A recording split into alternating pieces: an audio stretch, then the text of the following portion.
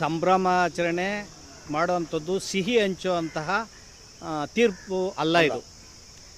ಅಂದರೆ ಒಳ ಮೀಸಲಾತಿ ವರ್ಗೀಕರಣದ ತೀರ್ಪಿನ ಗುಟ್ಟನ್ನು ಅರ್ಥ ಮಾಡ್ಕೊಳ್ಳೋದ್ರಲ್ಲಿ ನಮ್ಮ ಸಮಾಜದ ಸಚಿವರು ವಿಫಲರಾಗಿದ್ದಾರೆ. ಅಂದರೆ ಒಳ ಮೀಸಲಾತಿ ವರ್ಗೀಕರಣ ಏನು ಸಚಿವ ಸಂಪುಟ ಮಾಡಿದೆ ಅದರಲ್ಲಿ 1-2 ಹುದ್ದೆ ಖಾಲಿ ಇದ್ದರೆ 3 ಖಾಲಿ ಇದ್ದರೆ ಜನರಲ್ಗೆ ಕಾಂಪಿಟೇಷನ್ ಮಾಡಬೇಕು SCಗಳು ಅಂತ ಹೇಳಿ ಒಂದು ತೀರ್ಮಾನವನ್ನು ಕೊಟ್ಟಿದೆ. ಅದರ ಒಳರ್ಥ ಏನಂದರೆ 1 ಹುದ್ದೆ 2 ಹುದ್ದೆ 3 ಹುದ್ದೆ ಯಾವುದಂದ್ರೆ ಅದು ವೈಸ್ ಚಾನ್ಸಲರ್ಸ್ ಯೂನಿವರ್ಸಿಟಿಗಳಲ್ಲಿ, ಚೀಫ್ ಸೆಕ್ರೆಟ್ರಿ, IAS IPS ಈ ಥರದ ಕ್ಲಾಸ್ 1 ಸೀನಿಯರ್ ಪೋಸ್ಟ್ಗಳು ಏನಿದ್ದಾವೆ ಅದು ಸಿಂಗಲ್ ಹುದ್ದೆಗಳು ಬರೋದು. ಸರ್ಕಾರದ ಚೀಫ್ ಸೆಕ್ರೆಟರಿ ಒಂದೇ ಹುದ್ದೆ ಬರೋದು, ಯಾವುದೋ ಯೂನಿವರ್ಸಿಟಿ ಒಂದೇ ಹುದ್ದೆ ಬರೋದು. ಇಂಥ ಹುದ್ದೆಗಳನ್ನು ವಂಚಿಸೋದಕ್ಕೆ ಮತ್ತು ಈ ಸಮಾಜದಲ್ಲಿ ಆ ಹುದ್ದೆನಲ್ಲಿ ಬರಬಾರ್ದು ಅಂತ ಹೇಳಿ ಇದನ್ನು ಗೆಜೆಟೆಡ್ ಆಫೀಸರ್ಸ್ ಆಗಬಾರ್ದು ಅನ್ನೋ ಹುನ್ನಾರ ಇದರಲ್ಲಿದೆ.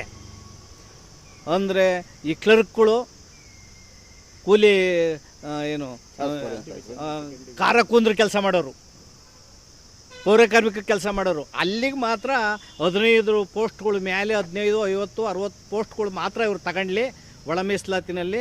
ಮತ್ತೆ ಇವ್ರಿಗೆ ಕೂಲಿಗೆ ಇಡೋಣ ಅಂತೇಳಿ ಗೆಜೆಟೆಡ್ ಪೋಸ್ಟನ್ನು ಅವಾಯ್ಡ್ ಮಾಡೋ ಅಂಥದ್ದನ್ನು ABC ವರ್ಗೀಕರಣವನ್ನು ಹೈಜಾಕ್ ಮಾಡಿದಾರಲ್ಲ, ಇದು ಅತ್ಯಂತ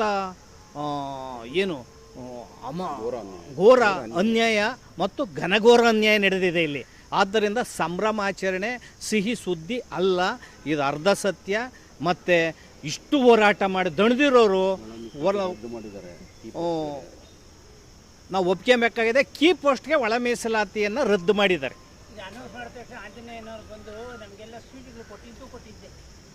ಈಗ ಯಾರೇ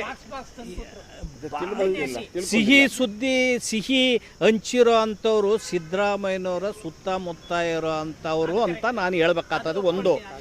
ಎರಡನೇದು ಒಳ ಮೀಸಲಾತಿನೇ ಅರ್ಥ ಆಗಿಲ್ಲ. ಒಳ ಮೀಸಲಾತಿ ಅಲ್ಲ, ಮೀಸಲಾತಿನೇ ಅರ್ಥ ಆಗಿಲ್ಲ. ಮತ್ತು ಹೋರಾಟಗಾರರಲ್ಲ, ಅಧ್ಯಯನಶೀಲರು ಅಲ್ಲ, ಅವ್ರಿಗೆ ರೋಸ್ಟರ್ ಪದ್ಧತಿ ಅರ್ಥ ಆಗಿಲ್ಲ, ಒಳ ಮೀಸಲಾತಿ ಅರ್ಥ ಆಗಿಲ್ಲ, ಬಿಂದುಗಳು ಅರ್ಥ ಆಗಿಲ್ಲ. ಮತ್ತು ಸರ್ಕಾರ ಏನು ಮಾಡಿದೆ ಅವ್ರಿಗೆ ಪರಿಪೂರ್ಣ ಮಾಹಿತಿನೂ ಸಿಕ್ಕಿಲ್ಲ, ಅವ್ರು ತಿಳ್ಕೊಳಕ್ಕೆ ಇಷ್ಟನೂ ಇಲ್ಲ. ರಾಜಕೀಯದ ಪೋಸ್ಟ್ಗೆ ಓಡಾಡೋ ಅಂಥವ್ರು ಕುರ್ಚಿ ಮುಖ್ಯ ಅಲ್ಲ, ನೀವು ಈ ಸಮಾಜದ ಜೀವನ ಮುಖ್ಯ ಅನ್ನೋದು ಅರ್ಥ ಮಾಡ್ಕೋಬೇಕು. ಹೋರಾಟಗಾರರು ಜೀವನ ಕಳ್ಕೊಂಡಿದ್ದಾರೆ ಅನ್ನೋದನ್ನು ತಿಳ್ಕೋಬೇಕು.